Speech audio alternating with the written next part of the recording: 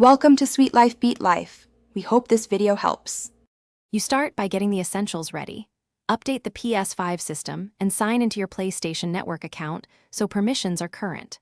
Once done, connect the console to a stable Wi-Fi or wired network to avoid timeouts. Make sure remote play or web streaming features are allowed in settings if present. This prevents blocked access. Now you're ready to use the browser workaround. Don't skip the update because an old firmware can block the next steps. You'll use a paired device to reach Chrome since Ps5 lacks an official browser app. First, open Media Player or a web remote app on the console. These let you receive casted content. Then from your phone or PC, start a remote browser session and cast the tab to the Ps5. Once the tab appears, switch to desktop mode to access Chrome. Google, com and sign into Chrome.